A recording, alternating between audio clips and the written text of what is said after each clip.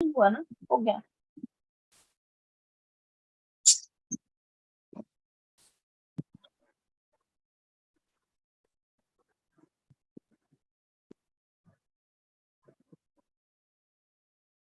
आप सभी को मेरा नमस्ते दोस्तों। वाइट सिस्टरहुड के इस प्लेटफॉर्म पर, इस दिव्य मंच पर आप सभी का स्वागत है। हम लोबसांग रामपा जी के जीवन की कहानी हम नैना जी से सुन रहे हैं, उनसे विजडम ले रहे हैं और हम काफी कुछ कनेक्ट करने की कोशिश कर रहे हैं। और बहुत खूबसूरत ये जो सफर हमारा चल रहा है लोबसांग रामपा जी के साथ। ऐसा लगता है मैम पढ़ते जाए और हम बस बैठे ही रहें, पर एक समय पर इसे लेसन वाइज इसे खत्म करना होता है। तो हम आशा माँ को सत नमन करते हुए व्हाइट सिस्टरहुड के इस बहुत ही बहुमूल्य, बहुत ही दिव्य मंच से स्वागत करते हैं आपका। और आशा मैम को हमेशा दिल से नमस्ते, जो हमें वो इतने खूबसूरत विजडम दिलवाती रहती हैं। Thank you so much. Thank you. Over to you Naina ji. Thank you so much. सबसे पहले आशा जी को भी शत नमन। इस व्हाइट सिस्टरहुड के सभी ग्रुप मेंबर्स को शत नमन, क्योंकि सब मिलके जो एनर्जी बनती है उसी से ये जो हम स्वाध्याय करते हैं उसमें इतना आनंद आता है और हम सब तैयार हो जाते हैं एक दिव्य ज्ञान को लेने के लिए। तो चलिए दोस्तों, सबसे पहले तो हम जुड़ेंगे अपने आप से और तैयार हो जाएंगे इस ग्रुप के साथ जुड़ने के लिए। तो जल्दी से हम एक छोटा सा ध्यान करके अपने आप को पूरी तरह से अलाइनमेंट में लाएंगे और बुक के साथ भी जुड़ेंगे। तो लेग्स को क्रॉस कर लेंगे, हाथों की उंगलियों को एक दूसरे में फंसाकर अपने आंखों को धीरे से बंद करते हुए अपनी आती हुई श्वास और जाती हुई श्वास के साथ बने रहें। एक गहरी लंबी श्वास अंदर आते हुए साक्षी भाव से देखेंगे, और जब वही श्वास बाहर जा रही है उसे भी हम साक्षी भाव से देखेंगे।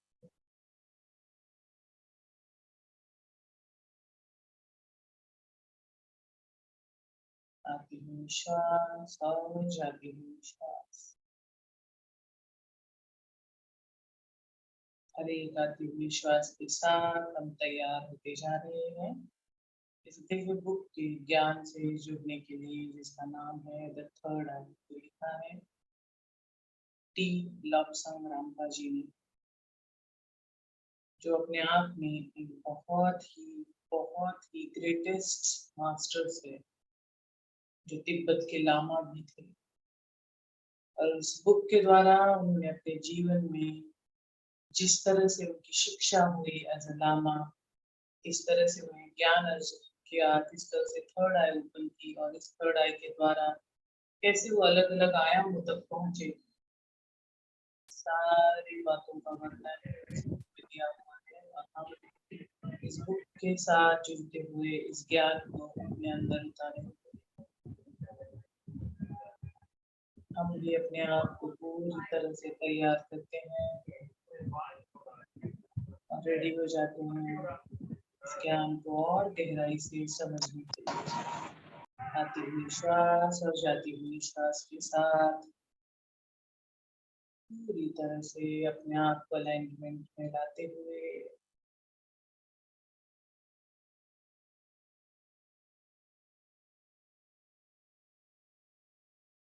धीरे धीरे अपने दोनों हाथों को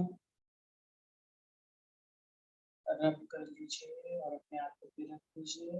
तैयार हो जाइए मेडिटेशन से बाहर आने के लिए। 5 4 3 2 1 शुरू।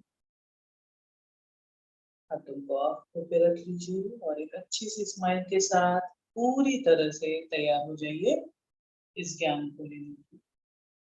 तो मैं फिर से सभी का स्वागत करती हूँ और इस प्लेटफॉर्म को बहुत बहुत नमन करती हूँ। आशा जी को शत नमन करती हूँ। और दोस्तों, लास्ट जो 9वां अध्याय था उसमें हमने कई सारी चीजें देखी, ऑपरेशंस देखे, किस तरह से भविष्यवाणियां होती थी उसके बारे में हमने जाना। क्योंकि जैसे शास्त्र जो सर्जरी है वो भी जिस तरह से चिकित्सा और शास्त्र को भी मायने रखा जाता था, बट उससे भी कई ज्यादा मायने रखता था ज्योतिष शास्त्र तिब्बत संस्कृति में। हमने उसका एक छोटा सा भाग कल के अध्याय में देखा। कल हमने बहुत अलग अलग तरीके की वहां की इंफॉर्मेशन ली, क्योंकि प्रिंटिंग प्रेस कैसी होती है हमने वो देखा, मठ का जीवन यापन कैसे होता है वो देखा, लामा दो प्रकार के कैसे होते, शादीशुदा बिना शादी के, और फिर भी कैसे वो एक बड़े से समुदाय में होकर रहते हैं, ये सारा हमने देखा। अनुशासन जहाँ पे कई ऐसे मठ है जहाँ अनुशासन नहीं है, और कई ऐसे हैं जहाँ चिपकोर स्पेशली जहाँ पे बहुत ज्यादा अनुशासन को मायने दिए जाते हैं, बहुत अर्थ और बहुत ज्यादा प्रायोरिटी पे रखा जाता है। वो सारी चीजें हमने कल देखी हैं। जूडो के द्वारा किस तरह से ये केवल ये अपने प्रोटेक्शन के लिए नहीं, बल्कि अपने वैज्ञानिक चिकित्सा के लिए भी इसको किस तरह से वहाँ के डॉक्टर्स या वहाँ के जो सर्जन्स यूज करते हैं, वो टेक्निक्स भी हमने कल देखी। तो ओवरऑल कल हमने बहुत सारा इंटरनल पार्ट ऑफ द मठास, internal part of the lamas and internal part of the उनकी जो सोसाइटी रही है, उनका जो कल्चर रहा है, उसका हमने कल बहुत नजदीक से देखा। और आज एक बहुत इम्पोर्टेंट और जिसको डेप्थ वाला नॉलेज बोलते हैं, आज वो है इस 10वें अध्याय में, जिसको बोलते हैं तिब्बती आस्था। हर एक व्यक्ति को अपनी जो संस्कृति है, धर्म है, उसके लिए एक बहुत ज्यादा आसक्ति होती है और एक बहुत ज्यादा श्रद्धा उस पे होती है, तभी जाके वो उस धर्म के उस संस्कार को अपना सकता है पूरी तरह से। इसलिए जब तिब्बती जो है उनको तो स्पेशली बहुत ज्यादा अपने संस्कृति पे अपने धर्म पे आसक्ति है, बहुत ज्यादा वो उसको मानते हैं, उसको पूछते हैं एक तरह से। और इसी के बारे में आज का ये चैप्टर है। ये विषय बहुत गहन है, तो समझ भी लीजिए, क्योंकि ये हमारे लिए बहुत रिलेटेबल है। इंडियंस क्योंकि हम बहुत क्लोजली अपने धर्म संस्कृति को मानते हैं, हमारे लिए ये समझना भी बहुत जरूरी भी है, और एक तरह से हम इसको रिलेट भी करते हैं। तो आइए चलिए आज का ये अध्याय स्टार्ट करते हैं।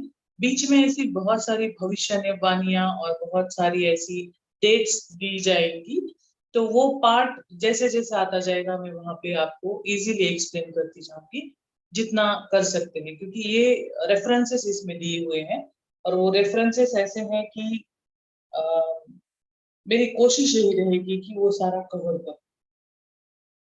तो चलिए अब आगे बढ़ते हैं। तिब्बती आस्था।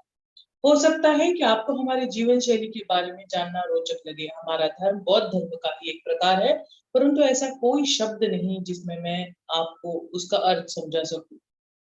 हम इसे धर्म कहते हैं। हमारी आस्था को मानने वाले अंतरंग यानी इनसाइडर जो लोग हैं, और न मानने वाले बाहर के लोग यानी जो आउटसाइडर है, वो जो खुद जो लामावाद को मानते हैं वो इनसाइडर, जो लामाज को नहीं मानते, उनके बारे में सही तरीके से इंफॉर्मेशन नहीं रखते, और एक अलग सा अजम्पशन है लामावाद की तरफ, उनकी लामाओं की तरफ उनके दिल में, जैसे पाश्चिमात्य लोग हैं उनको वो आउटसाइडर कहते हैं। ऐसे दो अलग अलग लोग हैं जो लामाज के लिए एक अलग से निष्ठा रखते हैं, और जो लामावाद कह के एक अलग से कैटेगरी करके उन पे टिप्पणियां करते हैं, जैसे पश्चिमी लोग करते हैं, वो आउटसाइडर्स हैं।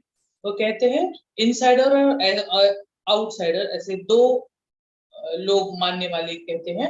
पश्चिम में इसे लामावाद का भी नाम दिया गया है, जो हमारे धर्म का निकटतम शब्द है। लामा को लामा है सब लोग, इसलिए लामावाद, लामाओं को मानने वाले, लामाओं बनने वाले, ऐसे इसलिए लामावाद। यह बौद्ध धर्म के से इस मामले में अलग है कि हमारा धर्म आशा और भविष्य में विश्वास रखने का धर्म है।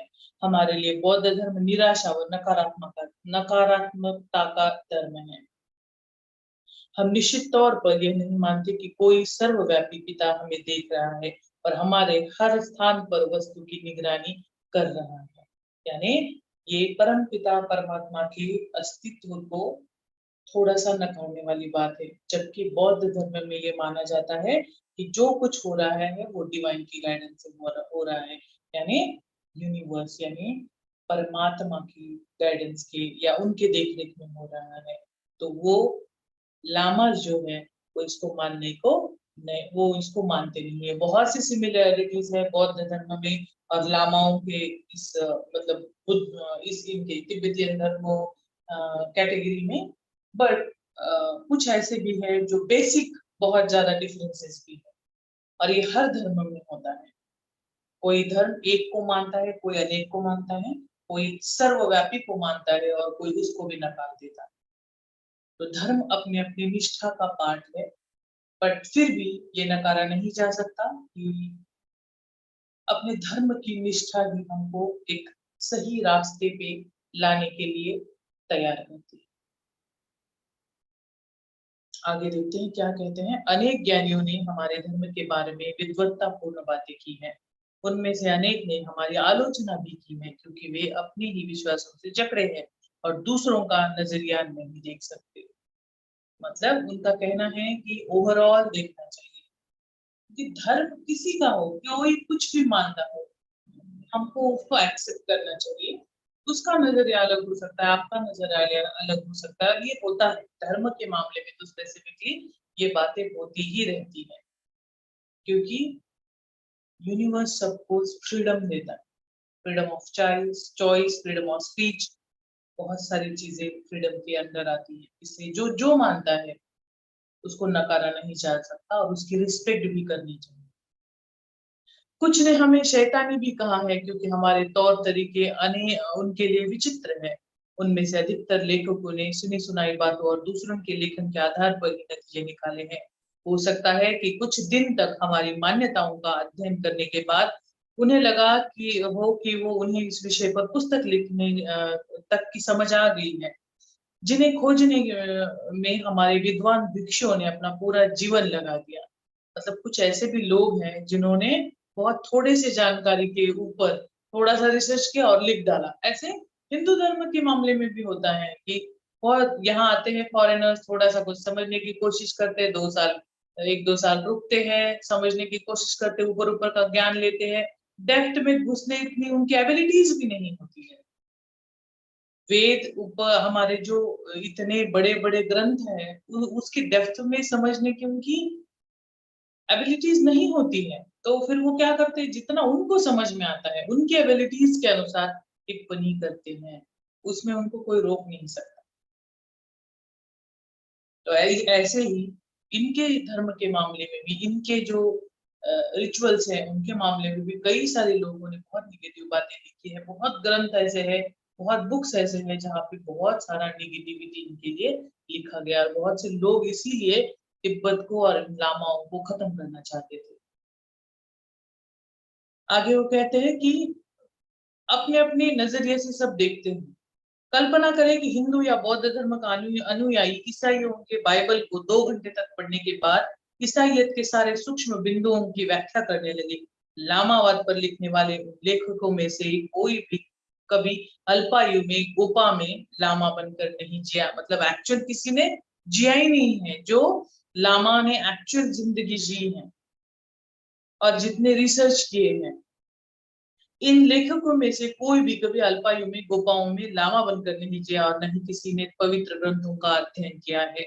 ये ग्रंथ पवित्र है क्योंकि यह उन्हें उनके लिए नहीं है जो अपने लिए झटपट प्रयासहीन और सस्ती मुक्ति चाहते हैं।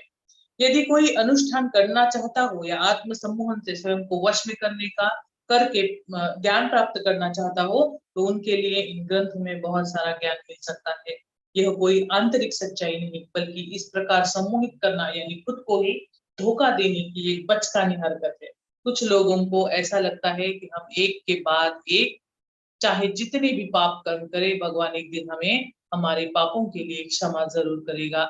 ऐसे लोग तब तक पाप कर्म करते हैं जब तक उनके अंतरात्मा उन्हें उनकी गलती का एहसास नहीं दिलाती। फिर वे भगवान को संतुष्ट करने के लिए मंदिर में जाकर चढ़ावा चढ़ाते हैं या दान कर्म करते हैं और अपने पापों के लिए क्षमा याचना करते हैं, ताकि फिर से नए सिरे से पाप कर सके। भगवान एक ही है, वही सर्वोच्च सत्ता और परम पिता है। इससे क्या अंतर पड़ता है कि हम उसे किस नाम से पुकारते हैं। ईश्वर एक तथ्य है और वास्तविकता है। और यहाँ पे उन्होंने इस बात को माना है कि भगवान एक ही है। भले ही वो ये बात अपने आप को कहते हैं कि वो बहुत नकारात्मकता से लेते हैं, बौद्ध धर्म को निराशाजनक लेते हैं और उनका विश्वास थोड़ा सा अलग है सर्वव्यापी परमपिता के लिए, बट फिर भी वो कहते हैं कि हाँ, ये वो जरूर मानते हैं कि ईश्वर चाहे उसे किसी भी नाम में दे दो, वो परम सत्य एक है और हर टाइम वो हमको वॉच कर रहा है और उसके अनुसार ही सब होगा, इस बात को वो न मानते हैं। यानी कुछ मतभेद जरूर हो सकते। वो कहते हैं कि ऐसे कई सारे लोग आए पाश्चिमात्य हो या कुछ ऐसे जिन्होंने थोड़े से ज्ञान से थोड़ा सा उन्होंने इंफॉर्मेशन कलेक्ट करने की कोशिश की और उसी के द्वारा टिप्पणियां करते गए और ऐसे कई सारे लोग हैं जिन्होंने नकारात्मकता फैली उनके धर्म के प्रति। वो कहते हैं कि जिन्होंने खुद से सब जाना ही नहीं, कभी भिक्षु बन के रहे नहीं, धर्म ग्रंथ जो हमारे पीढ़ियों की पीढ़ियां लामा बन के इस पे रिसर्च कर रही है, फिर भी हम अभी भी उतने एबिलिटीज हम में नहीं है कि हम पूरे तरीके से इसको स्पष्टता पूर्वक समझा सके। इतना ज्ञान अभी भी हमारे ही ग्रंथों में है, हम ही अभी उसको समझने की कोशिश कर रहे हैं। और जो बाहर से आए हैं वो 2 दिन में ये कहते हैं कि बड़ी गुड़ गुड़ बातें लिखने की कोशिश करते हैं जो निरर्थक है। कोई सच्चाई से जिसने उसको जिया नहीं है वो कभी भी इस बात को समझ नहीं सकता और ये बिल्कुल सच है। जब तक आप खुद उसमें प्रत्यक्ष रूप से नहीं उतरते, आप कैसे किसी बात पर टिप्पणी कर सकते हो। और इसीलिए वो बड़े नाराज से रहते हैं पश्चिमात्य लोगों के लिए, क्योंकि ऐसी कई सारी आगे चल के उनके जीवन में प्रसंग आए हैं जहाँ पे लोगों ने बहुत गलत गलत तरीकों से इस धर्म के लिए बहुत निगेटिव बातें फैलाई। वो कहते हैं कि कई ऐसे लोग हैं जो झटपट जल्दी जल्दी से मुक्ति चाहते हैं, इसलिए अनुष्ठान न करते हुए ऊपर ऊपर से ज्ञान लेके इसको समझना चाहते हैं। यानी देखो हम जब थर्ड आई का जो ऑपरेशन वाला सेक्शन आया, हम लोगों को भी कहीं ना कहीं ये लगा ही होगा ना, यार हम क्यों इतना मेहनत कर रहे हैं, ऐसा ऑपरेशन 2 मिनट में कर लेता, थर्ड आई ओपन हो जाए। आया था ना ये छोटा सा स्वार्थ हमें आता ही है दोस्तों, कोई गलत बात नहीं है इसमें। उनका कहने का मतलब ये है क्योंकि वो उनका रीजन अलग था थर्ड आई ओपन करने का। सर्वसामान्य जो लोग हैं वहां के वो थर्ड आई ओपन नहीं करते हैं, वो अपना रूटीन जीवन फॉलो करते हैं। जो भिक्षु बनने वाले हैं, जिसके तकदीर में जो ज्योतिष उनका दिखाया जाता है उसमें तय होता है थर्ड आई ओपन करनी है या नहीं करनी है, क्योंकि लक्ष्य जीवन का पहले से ही पता चल जाता है। क्यों ऐसा होता है? अपने धर्म पे बहुत विश्वास है, अपनी जो शिक्षा है, अलग अलग आयाम है ज्ञान के उनके पास, उस पे उनके उनके स्टडीज पे उनको बहुत भरोसा है। हम आज जो यहाँ इंडिया में एस्ट्रोलॉजर के पास जाते हैं, किसी कोई अड़चन अगर आती है और इमीडिएटली हमको रिग्रेट होता है कि मैं क्यों गया उसके लिए, और मैं भ्रमित हो रहा हूँ। क्योंकि क्या? क्योंकि हमारे यहाँ उसमें बहुत ज्यादा डिल्यूजन डाला गया है, बहुत ज्यादा अलग तरीके से उसको मैनिपुलेट किया गया है, तो हम डरते हैं। जो ओरिजिन है एस्ट्रोलॉजी का या किसी भी एक पर्टिकुलर आयाम का जो स्पिरिचुअलिटी से रिलेटेड है, वो सर्वोत्तम है। बट बात ये है कि अगर वो मैनिपुलेटेड ना हो, और बहुत खुशकिस्मत है वो लोग कि उनके जो उनका जो शास्त्र है या जो भी आयाम से जो भी ये शिक्षा है वो अभी भी प्योर फॉर्म में चलती है, इसलिए उनके पास मोस्टली करेक्ट इंफॉर्मेशन आती है। मोस्टली जो भविष्यवाणियां होती है वो बहुत ही ज्यादा सटीक होती है, इसलिए वो उस पे भरोसा करके थर्ड आई ओपन करना या और किसी टाइप में प्रैक्टिसेस करना ये बहुत जल्दी स्टार्ट कर देते हैं। इसलिए उनको वो कहते हैं कि हम वो इसलिए करते हैं क्योंकि उनको जल्दबाजी में मुक्ति के लिए नहीं करते, सेवा के लिए करते हैं, नए अनुभवों के लिए करते हैं, अपने समाज की ग्रोथ के लिए करते हैं, अलग डायमेंशन अपने समाज को देने के लिए, उन्नत बनाने के लिए करते हैं। ये बेसिक डिफरेंस है। और वो कहते हैं कई सारे लोग ऐसे हैं कि जो उनको लगता है ये मान्यता है कि तुम चाहे कितने भी पाप करो, भगवान इतना दयालु है कि वो आपको 1 मिनट में माफ कर देगा अगर आप अच्छे मन से क्षमा याचना करो। बट हम सब जानते हैं कर्म का सिद्धांत होता है और कर्म लगता ही है, तो अपना बिहेवियर उस तरीके से रखो ना कि भगवान के पास जाकर सॉरी बोलकर उनको क्षमा याचना करके कुछ आमिष देके फिर उसके लिए कुछ बोलो। इससे बेटर है कि आप ऐसे पापों में पड़ो ही मत। भगवान बुद्ध की सच्ची शिक्षाओं का अध्ययन करने वाले तिब्बती लोग ईश्वर की कृपा या अनुग्रह नहीं चाहते। वे केवल अपना इतना चाहते हैं कि अन्य लोग उनके साथ न्यायपूर्वक व्यवहार करें। ईश्वर भी सबसे बड़े न्याय देवता है। वह किसी पर भी बेवजह प्रेम नहीं करता, ना ही किसी को भी किसी का भेदभाव करता है। इसके लिए सभी इंसान एक समान है। यदि ईश्वर किसी एक इंसान से प्रेम करता है और दूसरे से नहीं, तो यह न्याय के खिलाफ होगा। यानी ईश्वर सबके साथ एक जैसा व्यवहार करते हैं और ये सच है। उस परम शक्ति के लिए कोई अलग नहीं, कोई ऐसा वैसा नहीं है, सब एक है। क्योंकि वो देखते वक्त भी वो एनर्जी के फॉर्म में सबको देखते हैं, चाहे आप कोई भी हो। रियल फॉर्म आपका क्या है वो अच्छे से जानते हैं। यदि ईश्वर किसी एक इंसान से प्रेम करता है और दूसरे से नहीं, तो यह न्याय के खिलाफ होगा। यही कई लोग धन दौलत के लिए, संतान प्राप्ति के लिए या बीमारी से मुक्ति पाने के लिए ईश्वर के नाम पर दान करते हैं। इसी हेतु से उसकी पूजा भी करते हैं। और कुछ अमीर तो भगवान की मूर्ति पर सोने के कीमती आभूषण भी चढ़ाते हैं, ताकि ये सब करके उनकी प्रार्थना पूरी हो सके। इस प्रकार की गई प्रार्थना यदि भगवान पूरी करता है, तो सबसे ज्यादा चढ़ावा चढ़ाने वाले या ज्यादा से ज्यादा दान करने वाले को मोक्ष का पा सकेंगे। और ऐसा लगेगा मानो ईश्वर को के पास धन की कमी है और उसे खरीदा जा सकता है। ये साइकोलॉजी बहुत, ये इवन तिब्बत में भी है, जो लामा नहीं है बट तिब्बती लोगों का भी उन्होंने इसमें जिक्र किया है कि ऐसे वहां पे भी है कि जो ज्यादा मानधन देगा, क्या भगवान के पास सच में कोई धन संपदा किसी की कमी होगी? नहीं। ये तो सब ये फिजिकल लेवल की बात है। बट जिसने सच्ची में भगवान को जाना है, उसको पता है कि ये सब चीजें कुछ है ही नहीं। माया का जो खेल है वो बस यहीं तक सीमित है।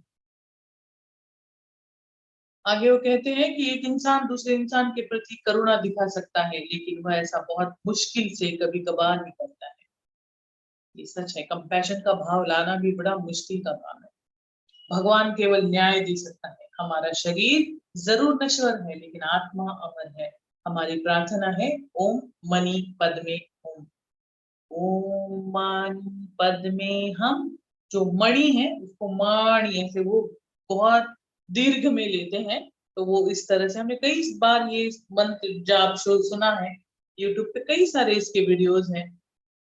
और इसका अर्थ है कि कमल के पास कमल में वास करने वाले मणि की जय। जबकि इसका वास्तविक अर्थ है मनुष्य के चैतन्य की जय। मनुष्य के अंदर जो ब्रह्म विद्यमान है उसकी जय, यानी उस परमात्मा की, उस ब्रह्म की जय। ओम नमो ज्याद्या आत्म रूपा, इसका अर्थ जो मराठी जानते होंगे उनको ये जरूर पता होगा। ज्ञानेश्वर महाराज, जिन्होंने ज्ञानेश्वरी नामक एक ग्रंथ लिखा है जो गीता पे आधारित, और उसमें एक पसायदान है। पसायदान यानी एक प्रार्थना जो पूरे विश्व के कल्याण के लिए की गई थी। उसमें ये आया है, ओम नमो ज्याद्या वेद प्रतिपाद्या, यानी जो विश्व में सब कुछ जो विद्यमान है उस ब्रह्म चैतन्य को कोटि कोटि नमः। वो आत्म रूप है, इसलिए उसको कोटि कोटि नमः। बहुत ही सुंदर इसका वो अर्थ भी बताते हैं कि आत्मा कभी नहीं मरती। जिस प्रकार कोई दिन के अंत में अपना वस्त्र बदलता है, उसी तरह मृत्यु के बाद आत्मा शरीर बदल लेती है। जिस तरह वस्त्रों को फटने के बाद बदल लिया जाता है, उसी तरह जीर्ण शरीर को भी आत्मा त्याग देती है और नए कपड़े परिधान करती है। जीवन मृत्यु है, मृत्यु का अर्थ है अस्तित्व के दूसरे तल पर जन्म लेना। मनुष्य की आत्मा शाश्वत है। हम ये सब बारंबार जानते हैं दोस्तों कि जो हमारा शरीर है केवल इस आत्मा रूपी का एक वस्त्र है, और हम जब चाहे इस शरीर को अपना काम करने के बाद त्याग कर सकते हैं। जैसे ही इस शरीर का यानी इस वस्त्र का काम पूरा हो जाएगा, हम इसको बदल के किसी और वस्त्र को परिधान कर सकते हैं। और सही मायनों में मृत्यु ही जीवन है। इसीलिए कहा गया है कि मृत्यु के बाद ही हम क्या कर सकते हैं, शाश्वत आत्मा के स्वरूप में आ जाते हैं और फिर नए शरीर को परिधान करने के लिए तैयार हो जाते हैं। हम धरती पर अपने काम के अनुरूप ही, हमें धरती पर काम के अनुरूप ही चुना जाता है। हमारी रंग रूप कोई मायने नहीं रखता, भीतरी आत्मा मायने रखती। तो हर समय ये मंत्र, ये सब ना, अब बहुत बार मैं ये एनालिसिस करती कि ये मंत्र क्यों आए होंगे, क्यों एक एक शब्द हर समाज में, हर जगह पे मंत्रों को इतना इम्पोर्टेंस है। बेसिकली क्या, जब इंसान एज अ फिजिकल बॉडी में आता है तो मनुष्य भूल जाता है कि वो रियलिटी क्या है उसकी। तो किसी न किसी तरीके से हमने ये आइडियाज लगाई है, जो भी हमारे पूर्वज रहे होंगे, किसी तरीके से, कि कहीं से न कहीं से हम ऐसे शब्द छोटे छोटे फॉर्म में, क्योंकि इंसान तो आलसी है ही, कि ऐसे छोटे छोटे शब्द में किसी न किसी तरह से उसको आत्मा होने का ज्ञान मिले, आत्मा होने का रियलाइजेशन वारंवार उसको मिले। इसलिए ये मंत्र बारंबार हमारे जीवन में लाए गए। मोस्टली मोस्टली सभी मंत्रों का अर्थ कहीं न कहीं आत्मा से जुड़ा है, ताकि हम अपने सही मायने में उस अर्थ को समझे, उस मंत्र के अर्थ को समझे, और अंदर वो जगह है जहां हम सोए हुए हैं, अपने आप को फिजिकल शरीर मानते हैं, उस बात को हम पहचान सके। उस जो शब्द का, उस मंत्र का रियल मन अर्थ है कि आत्मा, हम आत्मा है, हम शाश्वत है, हम ब्रह्म है। उस बात को हम बारंबार जान सके, इसीलिए इतने सारे अलग अलग तरीकों से हमको मंत्र सिखाए जाते हैं। वो कहते हैं कि भीतरी आत्मा मायने रखती है, शरीर नहीं। जैसे एक महान संत किसी फकीर के चोले में भी आ सकता है, उसी प्रकार कोई पापी इंसान अपने पहले किए हुए अच्छे कर्मों के फलस्वरूप इस जीवन में अमीर इंसान के रूप में जन्म ले सकता है। अर्थात कुदरत उस इंसान की परीक्षा लेती है कि अमीर बनने के बाद वह इंसान पाप कर्म के से कैसे दूर रहेगा। सबकी परीक्षा, और अपने अपने जो सीखना है उसको उस जन्म में, प्योर बनने के लिए जो भी जरूरत है उसके अकॉर्डिंग उसका जन्म होता है। ओम मणि पद्मे हूं, जीवन का चक्र वह है जिसे हम जन्म लेना, उसी जगत में जीना, मरना, फिर आत्मा की अवस्था में पहुंचना, और कुछ समय बाद अलग अलग परिस्थितियों एवं हालतों में पैदा होना कहते हैं। एक इंसान को जीवन में कितने भी कष्टों का सामना क्यों न करना पड़, कष्टों का सामना करना पड़ सकता है, परंतु उसका अर्थ ऐसा नहीं है कि उसने पिछले जन्म में कोई पाप कर्म किए हैं। हो सकता है कि कष्टों का सामना करके वह इस जन्म में और अधिक परिपक्व हो जाए। सारे कर्म के सिद्धांत यहाँ बताए जा रहे हैं कि हम क्यों जन्म लेते हैं, क्योंकि बहुत बार हम गरीब अवस्था में लेते हैं, क्योंकि हम ज्यादा कष्ट सह ले और अपने आप को और परिपक्व करें और पुण्य कमाएं, या और एक तरह से हमारी परिपक्वता बढ़े, हमारी कॉन्शियसनेस और अच्छी हो जाए, ताकि हम और जल्दी से ग्रो कर सके, उस प्योर लाइट फॉर्म में आ सके। वो इंसान को दुख और कष्ट देकर जीवन के सबक सिखाना चाहती है। कष्टों का सामना करके इंसान अनुभवी बनता है और सुनी सुनाई बातों की बजाय व्यावहारिक अनुभव पाना कहीं बेहतर होता है। आत्महत्या करने वाला दोबारा जन्म पा सकता है ताकि पिछले जीवन में छूटे हुए वर्षों का लेखा जोखा वो पूरा कर सके। लेकिन इसका अर्थ यह नहीं है कि अल्पायु में मरने वाले किशोर या जन्म के साथ ही मरने वाले शिशु अपने पूर्व जन्म में आत्महत्या करने वाले ही थे। जीवन का चक्र सभी पर लागू होता है। जैसे राजा को हो या रंग, पुरुष हो या स्त्री, गोरे हो या काले, जीवन का चक्र एक प्रतीक है। इसके पास जिनके पास इस विषय को विस्तार से जानने का समय नहीं है, वे इसे इस तरह आसानी से समझ सकते हैं। तिब्बती मान्यताओं को एक या दो पैराग्राफ में नहीं समझाया जा सकता। तिब्बती ग्रंथों कैम्ब्यूर में इस विषय में 100 से अधिक पुस्तकें हैं। इतना बड़ा लिटरेचर है इनके पास दोस्तों, जिसकी एक एक पास्ट लाइफ, इसके लिए उनके लगभग 200-300 से ज्यादा बड़े बड़े ग्रंथ। ये बिग बुक्स है, रेफरेंस बुक तो बहुत ही है, मतलब उसकी तो कोई गिनती ही नहीं कर सकती। बहुत ही ज्यादा इनके लामाओं ने अपने एक एक विषय को पकड़ पकड़ के इतना नॉलेज लिख के रखा हुआ है दोस्तों। सच में अगर कोई इसको पढ़ाई करे और इसके डेप्थ में घुस के इसको सच में समझने की कोशिश करे तो सच में बहुत अद्भुत ज्ञान है इनके पास। बहुत ही ज्यादा, बहुत ही सुंदर ज्ञान वो, और इसी के लिए वो कहते हैं कि इतना कुछ है सिर्फ कर्म के बारे में बताने के लिए कि इसका छोटा सा भाग भी मैं अभी एक दो पैराग्राफ में बता नहीं सकता। और अपने एक बहुत बड़े ग्रंथ कैंगुर का यहाँ पे वो जिक्र करते हैं कि इसमें 100 से अधिक पुस्तकें हैं केवल इस विषय में। लेकिन इसके बावजूद इस विषय यानी तिब्बती मान्यताओं को पूरी तरह से समझाया नहीं जा सकता। दूरस्थ लामा मठों में अनेक दुर्लभ पांडुलिपियां यानी गुप्त पुस्तकें रखी हैं जिन्हें केवल दीक्षित लामा ही पढ़ सकते। ऐसे कई सारे ग्रंथ हैं उनके पास भी, वो कह रहे हैं कि जो दुर्लभ लिपि में लिखे गए हैं, जिनको दीक्षा मिली है वही लामा उनको पढ़ सकते हैं। और जब दीक्षा मिल जाती है दोस्तों तो ऑब्वियसली जो दीक्षित लामा होते हैं उनकी थर्ड आई ओपन होती है, उनको बहुत सारी एबिलिटीज पहले से सिखाई जाती है और चयन भी उनके पहले पूर्व जन्मों के कर्मों से ही उनकी चयन होती है। तो वो लोग ऑब्वियसली इन सब चीजों को आराम से पढ़ सकते हैं, समझ सकते हैं। सदियों से पूर्व के लोग विविध गुप्त बलों और नियमों को जानते आए हैं। उन्हें यह भी पता है कि ये सभी बल और नियम पूरी तरह से प्राकृतिक है। इन बलों को केवल इस आधार पर ही नहीं नकारा जा सकता कि किसी भी तरह से अमलों से उनकी जांच परख संभव नहीं है। उनके अस्तित्व को अनदेखा नहीं किया जा सकता। पूर्वी वैज्ञानिक और शोधनकर्ताओं ने प्रकृति के इन बलों और नियमों पर गहराई से अभ्यास करके इनके ऊपर अपना नियंत्रण बढ़ाया है। अतीन्द्रिय दृष्टि की कार्यविधि की अपेक्षा हमें अपने परिणामों में रुचि रहती है।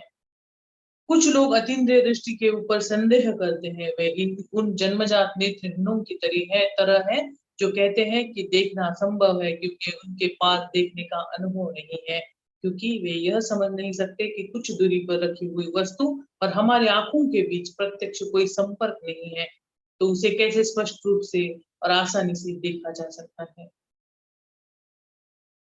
यहाँ पे इतना सुंदर वर्णन कर रहे हैं वो गुप्त बल यानी जो प्रकृति के नियम है, या इस प्रकृति में ऐसे कई सारी विद्याएं अनुभव मतलब है, बट हम उसको नहीं समझते। जैसे कि फूलों का रस अपने आप में एक बड़ा गहन विषय है दोस्तों। केवल फूलों का रस जिसपे कुछ भी उस पे कोई प्रोसेस नहीं किया है, सिर्फ नेचुरल प्रोसेस ना किया हुआ, केवल फूलों का जूस जो हाथों से मसल के भी किया हो या उसके स्वाद उसके सुगंध से भी किया हो, वो भी एक अपने आप में बहुत बड़ी विद्या है। ऐसे कई सारे प्रकृति में ही हमारे इतने गहन विषय हैं।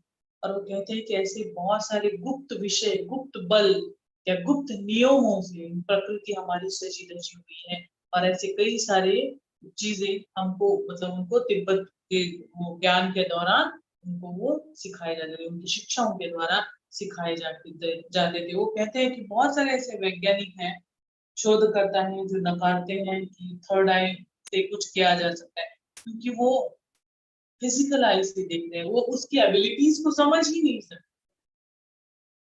क्योंकि आंखें आंखों के सामने अगर कुछ वस्तु है और हमारी आंखें हैं, उसके बीच में क्या है, कुछ भी नहीं है कहने को। बट रियलिटी में बहुत कुछ है दोस्तों। अगर मैं सच में एक मेरा अपने एक्सपीरियंस से अगर मैं बताऊं तो यहाँ मेरा फोन सामने पड़ा है और मैं यहाँ बैठी हूँ, इसके बीच में मैंने एक बार कई सारे एंजल्स को देखा है। मतलब गिनती में नहीं हो सकते हैं इतने सारे एंजल्स को लाइट फॉर्म्स में देखा था। तो जब तक ये अनुभव नहीं आता, मेरे लिए तो ऐसा लगता कि मेरे सामने एक बुक पड़ी है और सामने मोबाइल है और बीच में क्या है, हाँ हवा हो सकती है, बाकी तो कुछ नहीं है। इसीलिए ऐसे ही पाश्चात्य लोगों का में से या कुछ ऐसे डाउट जो करते हैं उनके लिए वो कहते हैं कि कुछ लोग तो ये मानते हैं कि थर्ड आई कुछ होता ही नहीं है। और इसीलिए वो कहते हैं कि स्पष्ट रूप से उनकी एबिलिटीज नहीं है देख पाना, इसलिए ऐसे भ्रम तो वो करेंगे ही। हर इंसान का एक आभा मंडल होता है, यानी ऑरा होता है दोस्तों। ऑरा अपने आप में इतना गहन ज्ञान है, इससे आप वो सब कुछ जान सकते हो जो आपको जानने की आवश्यकता है। आपकी तबीयत, आपकी फिजिकल, मेंटल, इमोशनल, आपकी हर एक अवस्था की 1 सेकंड में जानकारी मिल सकती है। आप सच बोल रहे हो, झूठ बोल रहे हो, आपकी जो भी 1 सेकंड में आपके जितने इमोशंस बनेंगे, आपका ऑरा इमीडिएटली चेंज होता जाएगा। आप से जो सेंटेंस बोलेंगे उसके अकॉर्डिंग आपका ऑरा चेंज होता है। इतनी एबिलिटीज है ऑरा में, मतलब देखिए कितना कुछ होता है हमारे ऑरा में। अलग अलग रंगों से बना यह आभा मंडल इंसान के शरीर को घेरे रखता है।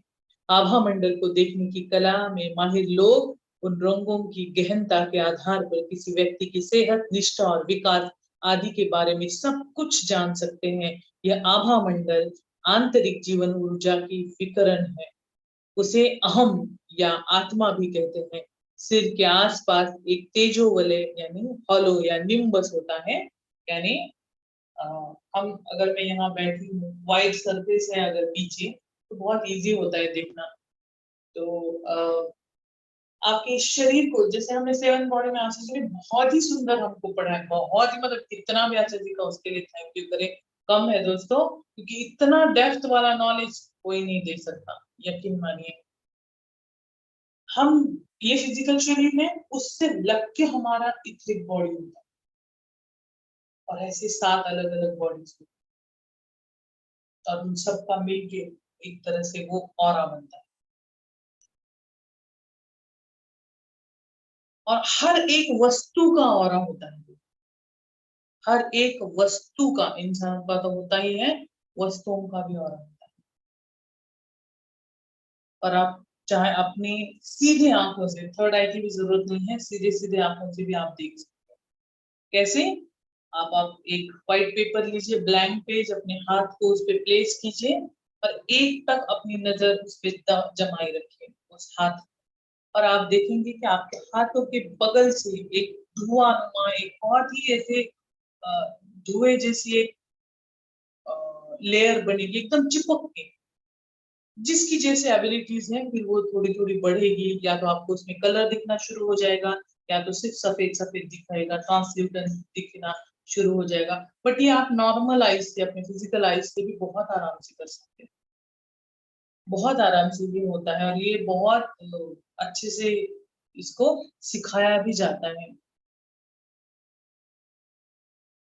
वो कहते हैं कि वह भी एक बल का अंग है, ऑरा बेसिकली तेजो वलय जिसको बोलते हैं। ऑरा को सिंपली क्या बोलेंगे? तेजो वलय, जो हमारे फिजिकल शरीर के एकदम बगल में होता है, ओवरऑल ऑरा भी उसको कहा जाता है। मृत्यु के समय प्रकाश मंद हो जाता है, आंतरिक प्रकाश की बात हो रही है, और आत्मा शरीर का त्याग कर अस्तित्व आत्मा शरीर का त्याग कर अस्तित्व की अगली अवस्था की यात्रा की ओर चल देती है। यानी शरीर का त्याग हो जाता है और आत्मा बाहर निकल के अपनी यात्रा जो है उसके लिए आगे बढ़ जाती है। उस समय यह प्रेत बन जाती है, मतलब जो फिजिकल शरीर क्या बन जाता है, ये जो ऑरा है वो क्या बन जाता है? प्रेत, यानी इथरिक लेयर बन जाती है। पहले वह थोड़ी सी विचलित होती है, अचानक शायद शरीर अचानक छूटने पर झटका सा लगता है। हो सकता है कि उसे पूरी तरह समझ ना आए कि उसके साथ क्या हो रहा है। यही वजह है कि मरणासन्न रोगी के पास लामा बैठते हैं और वे उसे उसके आगे आने वाली दशाओं के बारे में बताते हैं। अगर उपेक्षा की जाए तो आत्मा शरीर की चाह में पृथ्वी लोक में बंधी रह सकती है। इसीलिए पुरोहित का यह कर्तव्य बनता है कि वह इसे इन बंधनों से आजाद करे। वो कहते हैं बहुत सुंदर पर्व, ये तो हमारे यहाँ भी है। हम जैसे गरुड़ पुराण लगाते हैं, या गीता के कोई बहुत इंपॉर्टेंट चैप्टर्स है वो चलाते हैं या वो सुनते हैं। इसमें बेसिकली क्या दिया है? आत्मा की आगे की एक ये दी है, मतलब मृत्यु के बाद जो हमारा ये ऑरा यही छूटता है, या इतनी बॉडी जब छूटती है एकदम से धक्का लगता है, अचानक हो जाने से थोड़ा टाइम लगता है समझने के लिए कि वे बाहर कैसे आए। जो मेडिटेटर्स है उनके नहीं, ये जन सामान्यों की बात है। एकदम से वो धक्का लग जाता है कि ये क्या हो गया मेरे साथ, मैं कहाँ हूँ, मेरा शरीर क्यों नहीं, मैं जा नहीं पा रही हूँ या उसका एक्सेस क्यों नहीं कर पा रही हूँ। क्योंकि सब कुछ अब तक जो है वो किसको माना होता है, हमने हमारे शरीर को माना होता है, और उसको छोड़ना बहुत थोड़े टाइम के लिए मुश्किल हो जाता है। तो इसीलिए वहां पे लामा मृत्यु जिसकी हो रही है उसके पास बैठ के उसको पहले से ही सारा गाइडेंस दिया जाता है। मृत्यु होगी, ऐसा शरीर तुम्हारा, ऐसे आत्मा तुम्हारी बाहर जाएगी प्रकाश के रूप में, और ये तुम्हारे साथ होगा। और ये हमारे यहाँ भी गरुड़ पुराण में हो, गीता के बहुत सारे अध्यायों में हो, इसका पूरा विवरण दिया गया है। इसीलिए मृत्यु के समय हमारे यहाँ ये सुनते हैं, या वो 14 दिनों में सुनते हैं आफ्टर मृत्यु भी, ताकि जो आत्मा है उसको, या जो वो बॉडी जहाँ रुकी हुई है, इथरिक फॉर्म की बॉडी जो है वो रुकी हुई है, वो यही अटक सकती है, उनको कहीं ना कहीं वो मार्ग मिले और वो सही से अपना आगे का प्रयास प्रवाह जो है उसको करें। आत्माओं के लिए प्रार्थना सभा, वो कहते हैं हम लोग नियमित अंतराल पर आत्माओं का मार्गदर्शन देने के लिए प्रार्थना सभा का आयोजन करते हैं। कितना सुंदर, इसको बोलते हैं रियल में एस्ट्रल वर्क, जिसकी आशा मैम बहुत बार बातें करती हैं और बहुत सही से गाइड करती है। कि क्योंकि बहुत सारे लोग होते हैं दोस्तों जिनको आफ्टर मृत्यु अटके रहते हैं, अर्थ बाउंड सोल बन जाते हैं, अपने अलग अलग रीजन से उनकी अपनी अपनी जर्नी होती है, और अर्थ बाउंड सोल जब बनते हैं तो बहुत मुश्किल सफर हो जाता है, और जब वो उनको जाना होता है तो किसी न किसी का मार्गदर्शन उनके लिए बड़ा लाभप्रद होता है। और इसीलिए ऐसे प्रार्थना सभा का नियोजन करना बहुत ज्यादा फायदेमंद होता है, ताकि बहुत सारे बाउंड सोल हो जो यहाँ गलती से रुके हैं, किसी न किसी अपने इससे रुके हुए हैं मोटिव से, वो सबको जल्द से जल्द उस प्रकाश में जाने का मौका मिले। तिब्बती लोगों को मृत्यु से कोई भय नहीं होता, क्योंकि उनको डिटेल में पहले से जान बहुत समझाया जाता है, बताया जाता है, ज्ञान दिया जाता है। हमारा मानना है कि अगर कुछ सावधानियों का पालन किया जाए तो किसी इंसान को एक से अगले जन्म तक की यात्रा को सहज और सरल बनाया जा सकता है। उसके लिए पहले से ही परिभाषित किए हुए मार्ग का अनुसरण करना और निश्चित तौर पर विचार करना अनिवार्य होता है। यह प्रार्थना गोम्पा के कम से कम 300 लामाओं की उपस्थिति में की जाती है। गोम्पा यानी समुदाय है बहुत बड़ा उनका, लामाओं का उनके उपस्थिति में किया जाता है। गोम्पा के बीच में 5 दूर संवेदी लामा एक दूसरे के और मुख करके बैठते हैं, आमने सामने बैठते हैं।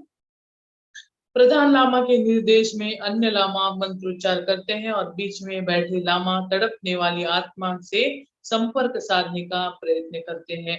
तिब्बती प्रार्थना का अनुवाद करके भी उनके मूल अर्थ को नहीं समझाया जा सकता, परंतु मैंने अपनी ओर से प्रयास किया है। अब वो प्रार्थना बता रहे हैं कि किस तरह से मंत्रोच्चार वो करते हैं। जो भी लोग सीमा लोकों में भटक रहे हो, हमारी आत्माओं की पुकार सुनो। जीवित और मृतक दोनों अलग अलग संसारों में रहते हैं। जीवित और मृतक दोनों अलग अलग संसारों में रहते हैं। वहां उनके चेहरे कैसे देखे जा सकते हैं और उनके स्वर कहाँ सुने जा सकते हैं। ये पहली अगरबत्ती उस घूमने वाली आत्मा को बुलाने के लिए जलाई जा रही है, ताकि उसे सही दिशा बताई जा सके। हमारी आत्माओं की आवाज सुनो, तुम सभी जो बिना निर्देशित घूम रहे हो। पहाड़ आकाश की ओर बढ़ते हैं, परंतु कोई भी आवाज शांति को भंग नहीं कर सकती। हवा का एक हल्का झोंका पानी में लहर पैदा कर देता है, और फूल अभी भी खिले हुए हैं। चिड़िया आपकी पहुंच तक ऊंचा नहीं उड़ सकती हैं, वे आपको कैसे देख सकती हैं, वे आपकी उपस्थिति कैसे महसूस कर सकती है। दूसरी अगरबत्ती उन घूमने वाली आत्माओं को बुलाने के लिए जलाई जाती है, ताकि उन्हें निर्देशित किया जा सके। हमारी आत्मा की पुकार सुनो, जो भी भटक रहा हो वह हमारी बात सुने। यह दुनिया माया है, यह जीवन एक स्वप्न है। जो भी जन्मा है उसे मरना होगा। केवल बुद्ध ही अनंत जीवन की ओर ले जा सकते हैं। यह तीसरी अगरबत्ती उस घूमने वाली आत्मा को बुलाने के लिए जलाई जा रही है, ताकि उसका पथ प्रदर्शन किया जा सके। ये महान शक्तिशाली आत्मा, हे महान शक्तिशाली आत्माओं, हमारी आत्मा की पुकार सुनो। जो भी भटक रहा हो वह हमारी बात सुने, वे सभी हमारी बात सुने जिन्होंने पहाड़ों और नदियों पर राज किया है।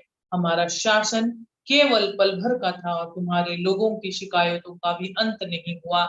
यह धरती खून से रंगी रहती है और पेड़ों के पत्ते शोषितों एवं निराश लोगों की आहों से हिलते रहते हैं।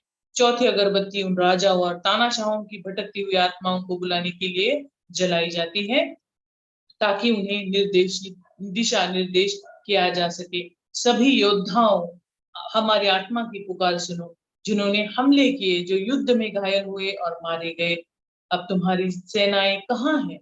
धरती कहराती है, धरती कराहती है। जहां पर आपने युद्ध किया, उस रणभूमि में हरी घास उगी है। सेनापतियों व स्वामियों की भटकती हुई आत्माओं को दिशा देने के लिए पांचवी अगरबत्ती जलाकर उन्हें बुलाया जाता है।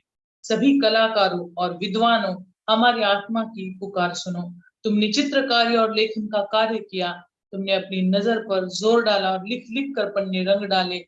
तुम में से किसी को याद नहीं किया जाता। तुम्हारी आत्मा को निरंतर चलते रहना होगा। कलाकारों व विद्वानों की भटकती हुई आत्मा को दिशा देने के लिए छठवीं अगरबत्ती जलाकर उन्हें बुलाया जाता है। हमारी आत्मा की पुकार सुनो। सुंदर कुमारियों और ऐसी महान स्त्रियों जिनकी युवावस्था की तुलना बसंत की सुबह से की जा रही सकती थी, तो हमारी पुकार सुनो। प्रेमियों से दिल लगाने के बाद उनके विरह की घड़ी आती है। बसंत के साथ पतझड़ भी आता है और सारे पेड़ों के पत्ते झड़ जाते हैं।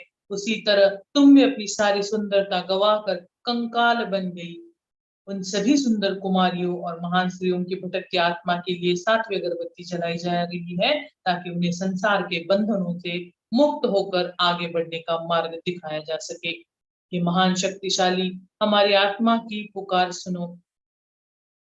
सभी भिखारियों और चोरों जिन्होंने दूसरों के प्रति अपराध किया है, अब उन्हें कहीं चैन नहीं है।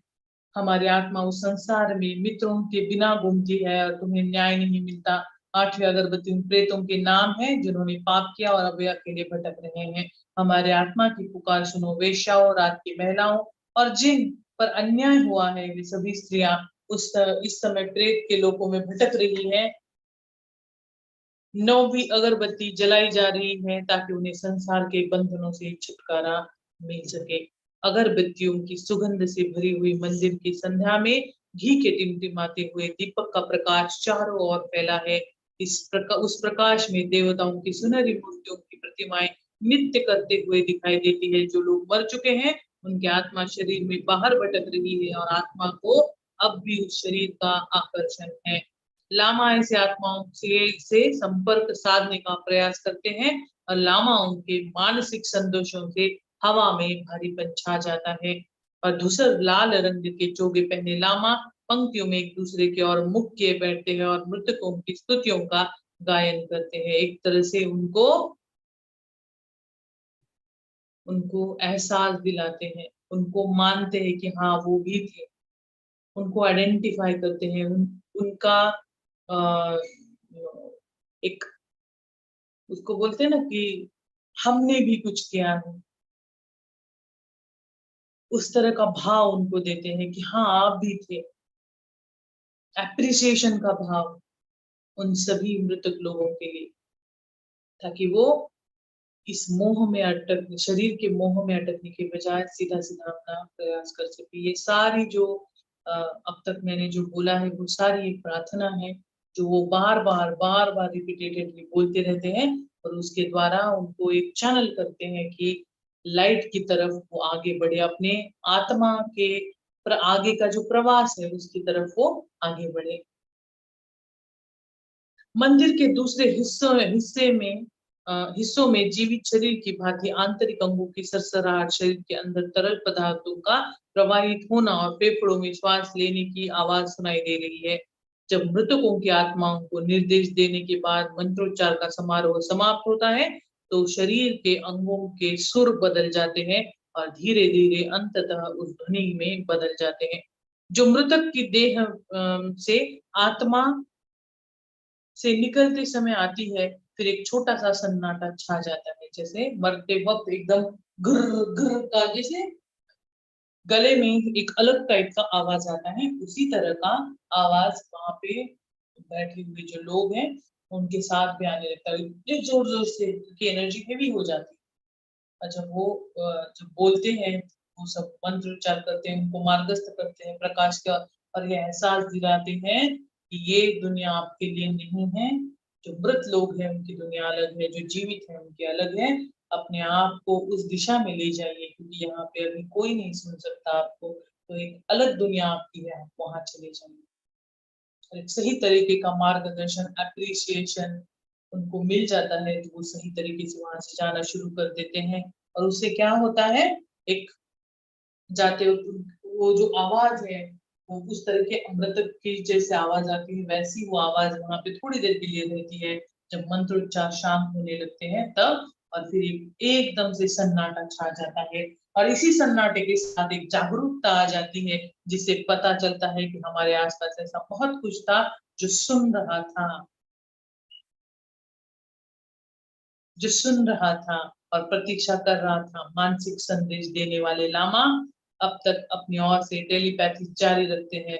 और तब तक उन्हें यह यकीन नहीं हो जाता कि कुछ भटकती आत्माओं को प्रेम लोक से मुक्ति मिली है, और वे अब प्रेत लोक से मुक्ति मिली है, और वे अपनी यात्रा के अगले पड़ाव की ओर चल दी है। इसके बाद धीरे धीरे संदेशों को भेजना बंद किया जाता है। कितना अद्भुत है ये सब। हमको लगता है कि हम सिर्फ अपने लिए स्वाध्याय करते हैं, नहीं दोस्तों, ये स्वाध्याय किसी और के लिए चल रहा होता है, हम निमित्त है बस। हमारी यह दृढ़ मान्यता है कि हमारा पुनर्जन्म होता है, लेकिन वह जन्म पृथ्वी पर ही होगा, ऐसा नहीं है। पृथ्वी के समान ब्रह्मांड में लाखों करोड़ों संसार है, और हम जानते हैं कि उनमें से अधिकतर ब्रह्मांडों पर जीवन है। हो सकता है कि वहां के निवासियों का रूप सबसे बिल्कुल अलग हो, मतलब हमसे अलग हो सकता है कि वे इंसानों से कई गुना बेहतर हो। हम तिब्बत में यह कभी नहीं मानते कि मनुष्य भी अस्तित्व का सबसे श्रेष्ठ और महान स्वरूप है, यानी वो एलियंस को और उन सब चीजों को, मल्टी डायमेंशनल बींग्स को मानते हैं। हमारा विश्वास है कि इससे अधिक उच्चतम योनियां दूसरी जगहों पर पाई जा सकती है, और वे हमारी तरह बम नहीं गिराते। तिब्बत में मैंने आकाश में विचित्र प्रकार के वाहन दिखने के पुराने दस्तावेज, लिखित प्रमाण देखे हैं, जिनके चित्र बनाकर उन्होंने उस गुफा में, झील के उस सुरंग वाले गुफा में रखे हुए हैं। वे अधिकतर लोग उन्हें देवताओं के वाहन का नाम देते हैं। मेरे गुरु लामा निंग्या डोडुक ने मुझे बताया कि लामाओं में के एक दल ने इस देवों के साथ मानसिक वार्तालाप किया, तो उन्होंने कहा कि वे धरती को देख रहे थे, संभवतः ठीक उसी तरह जैसे हम मनुष्य किसी चिड़ियाघर के में जंगली और खतरनाक जानवरों को देखते हैं। सच में दोस्तों, वो जैसे हमारे लिए जानवर दिखना है, वैसे ही उनके लिए भी ये है। आगे बढ़ते हैं। यानी उन्होंने जो एलियंस के जो वाहन होते हैं, यान होते हैं, उनको देखा हुआ है। आगे वो कहते हैं आकाश गमन की कला, आकाश में उड़ने, यानी जिसको हम सूक्ष्म शरीर की यात्रा बोलते हैं, वो है आकाश गमन। और ये एस्ट्रल ट्रैवल बहुत सारे लोग करते हैं, बहुत सारे लोग, जाने या अनजाने, पर जानकर करो तो ज्यादा अच्छा होता है, अनजाने में हो जाता है तो फिर अलग तरीके का अनुभव होता है। पर जान के करोगे और प्रैक्टिस से करोगे तो एक बहुत अलग लेवल का ज्ञान हर सूक्ष्म यात्रा के दौरान आपको मिल सकता है। इसके बारे में पढ़ते हैं। आकाश में उड़ने या चलने की कला, यानी आकाश का बल। इसके बारे में बहुत कुछ कहा गया है। ऐसा हो सकता है क्योंकि मैंने अक्सर ऐसा देखा, ऐसा होते हुए देखा है, परंतु इसके लिए बहुत अधिक अभ्यास की आवश्यकता होगी। जब हमारे पास और सरल तंत्र मौजूद है तो आकाश में उड़ने की आवश्यकता भी नहीं है। देह से बाहर आकर चलने की कला, यानी सूक्ष्म शरीर की यात्राएं कहीं सरल और सुनिश्चित है। अधिकतर लामा इसे ये कहते हैं, और जो भी इसे पूरे धीरज के साथ करने के लिए तैयार हो, यह उसके लिए एक उपयोगी और सुखद कला हो सकती है। पृथ्वी लोक पर हमारी जागृत अवस्था में हमारी आत्मा इस भौतिक शरीर के साथ जुड़ी रहती है।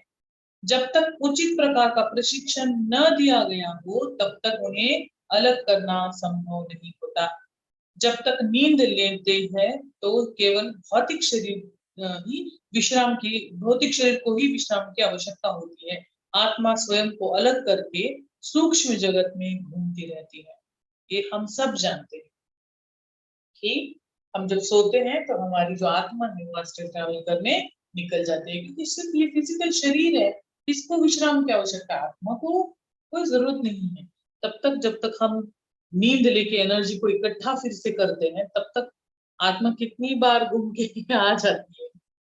और ये सबके साथ होता है, सबके साथ होता है। तो कहीं ना कहीं सब लोग हम एस्ट्रल ट्रैवल करते ही हैं। वो उस सूक्ष्म जगत में उसी तरह जाती हैं जैसे एक बच्चा सारा दिन स्कूल में बिताने के बाद अपने घर वापस आता है।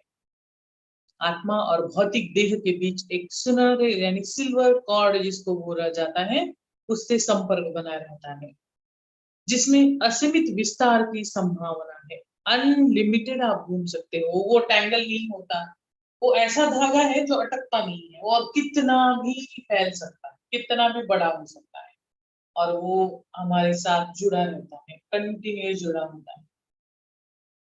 मेरे अपने एक्सपीरियंस से वो नाभि से जुड़ा हुआ मैंने देखा है, पर मैंने ऐसे कई सारे देखे हैं जिनको यहाँ से भी जिनका होता है। I really don't know about that. मैं उसके बारे में नहीं बात कर सकती क्योंकि वो विषय मैं नहीं जानती। मेरा अपना अनुभव अगर पूछा जाए तो मैंने एक बार बस अपने नाभि से उस एस्ट्रल मतलब वो सिल्वर कॉर्ड को देखा था जुड़ा हुआ।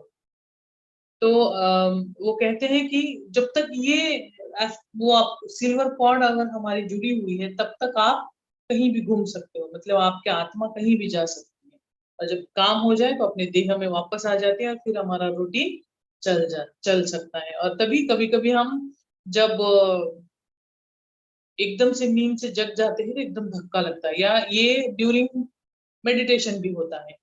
और फिर धीरे धीरे मेडिटेशन की ऐसे भी अवस्था आती है कि हम ऐसे देख रहे हैं और फिर भी हम पहुंच जाते हैं कहीं और, क्योंकि हमारी इतनी ग्रोथ हो चुकी है कि हम ये खुली आंखों से भी कर पाते हैं धीरे धीरे। और ऐसे होता है, अच्छे प्रैक्टिसेस के बाद ये भी होने लगता है। यहाँ पे वो एक बार ये भी कहते हैं कि मृत्यु के समय यही तंतु टूटता है और आत्मा सूक्ष्म जगत में जाकर एक नए जीवन में प्रवेश करती है। यह ठीक वैसे होता है जैसे एक नए जन्मे बच्चे को माँ से अलग करने के लिए गर्भनाल को अलग किया जाता है। एक शिशु के जन्म का अर्थ है कि माँ की देह में मिले हुए सुरक्षित आवास की मृत्यु होगी। आत्मा के लिए मृत्यु का अर्थ है उसे आत्माओं के स्वतंत्र लोक में जन्म लेने का पुनः अवसर मिलेगा। मृत्यु मतलब इसीलिए तो मृत्यु को सेलिब्रेट करने के लिए कहते हैं, क्योंकि नया अवसर मिलता है अपनी गलतियों को सुधारने का। एक ऐसा अवसर जहां पे आप मुक्त हो जाते हो फिर से नया कुछ करने के लिए, सीखने के लिए।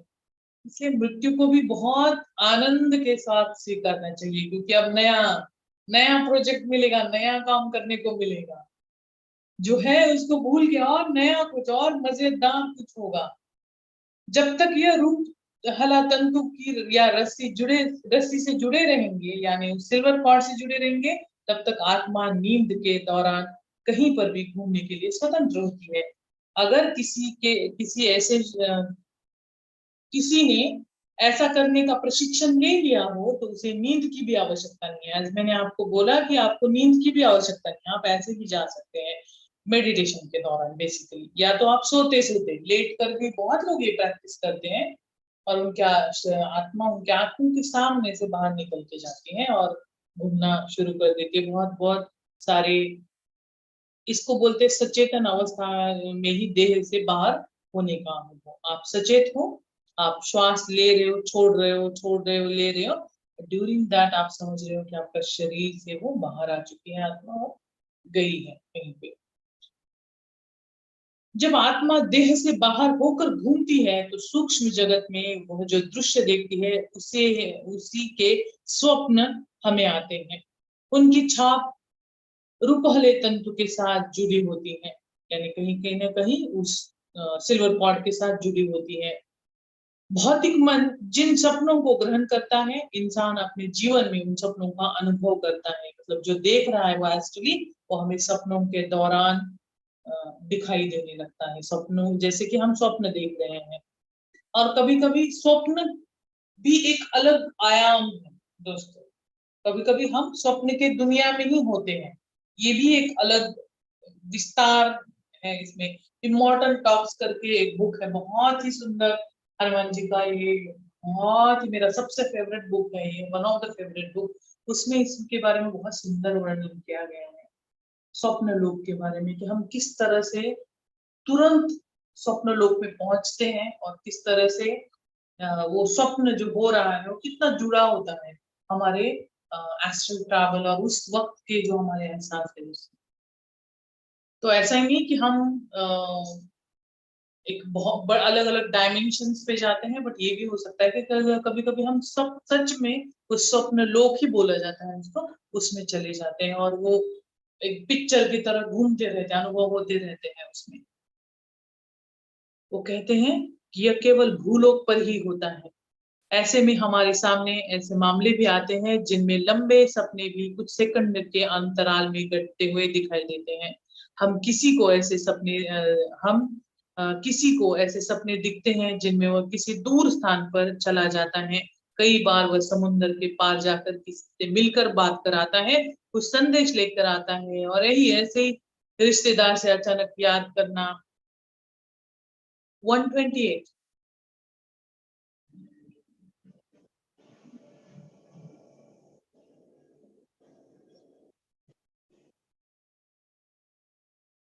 और ऐसे ही अपने अलग अलग लोगों को देख के आना, अपने मृत लोगों को मिल के आना, हम ये सब करते हैं।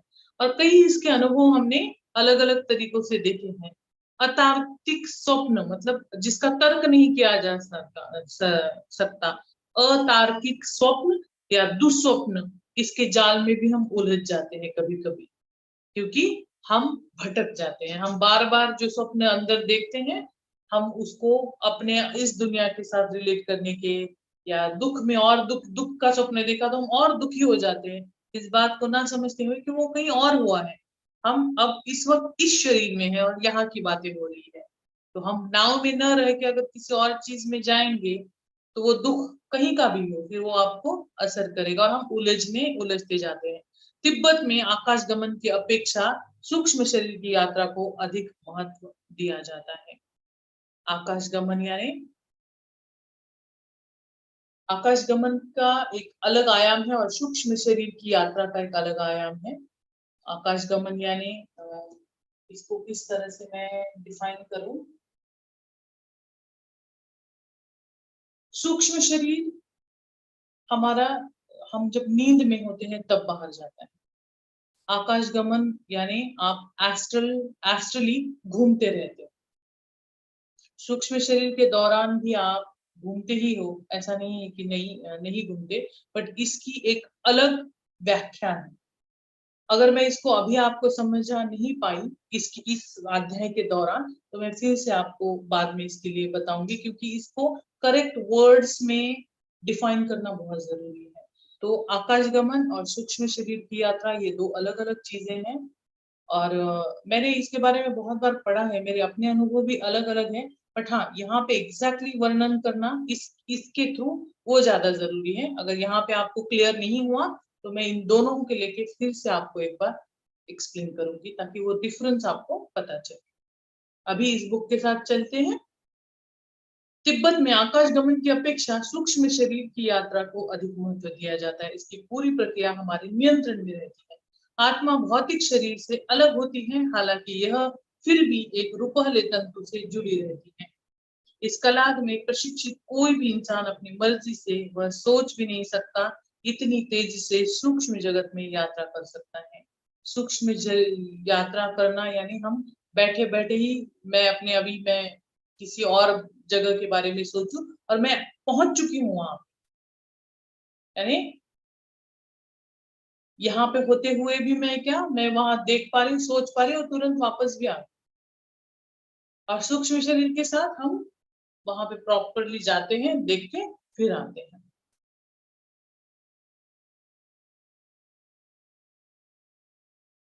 आत्मा भौतिक शरीर से अलग होती है, हालांकि यह फिर भी एक सुरूपहले तंतु से जुड़ी रहती है।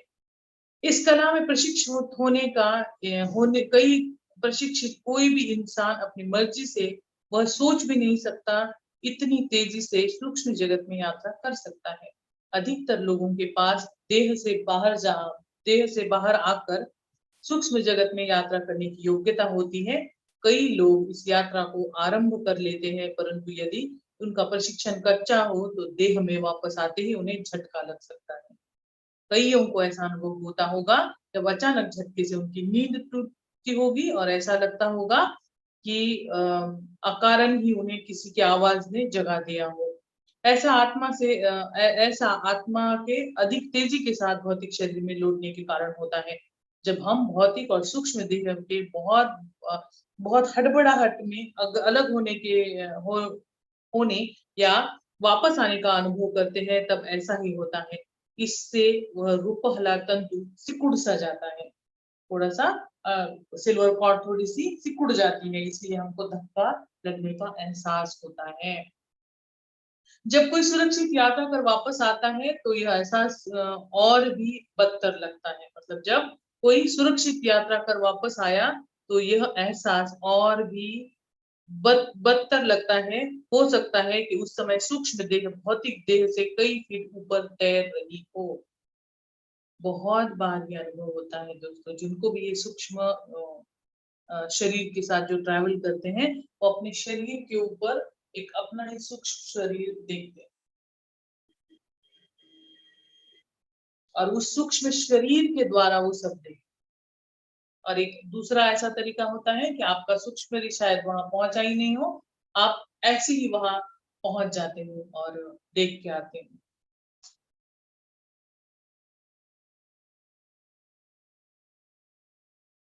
यहाँ पे बहुत सुंदर इन्होंने बताया है, बट इन्होंने आकाश गमन और सूक्ष्म शरीर की यात्रा ये दोनों का अलग अलग, ये दोनों सच में थोड़ा बहुत इसमें बहुत सारी सिमिलरिटीज है, बट इसमें थोड़ा सा डिफरेंस भी है और उस बेसिक डिफरेंस को हमको समझने की जरूरत है, जो मैं आपको फिर से कल बताऊंगी और अच्छे से बताऊंगी। सूक्ष्म शरीर हम सब जानते हैं कि सूक्ष्म शरीर हमारा निकलता है और वो एस्ट्रल ट्रैवल करके वापस आ जाता है। इसके हमने कई सारे अनुभव भी अपने ध्यान के दौरान, स्लीप के दौरान किए हैं, पर इसको और अच्छे से हम कल जानेंगे, इसको और गहराई से समझेंगे ताकि कोई कंफ्यूजन ना रहे और जो ये बताने की कोशिश कर रहे हैं हम उसको भी अच्छे से समझेंगे। तो दोस्तों आज के लिए हम इतना ही रखते हैं, कल हम फिर से मिलेंगे और फिर आगे की जर्नी हमारी फिर से होगी और आगे हम फिर से पढ़ेंगे, समझेंगे डिटेल में। चलिए आज का ये स्वाध्याय हम यही समाप्त करते हैं। मैं एडमिन से रिक्वेस्ट करूंगी कि आप नैना जी, वाह सो मच,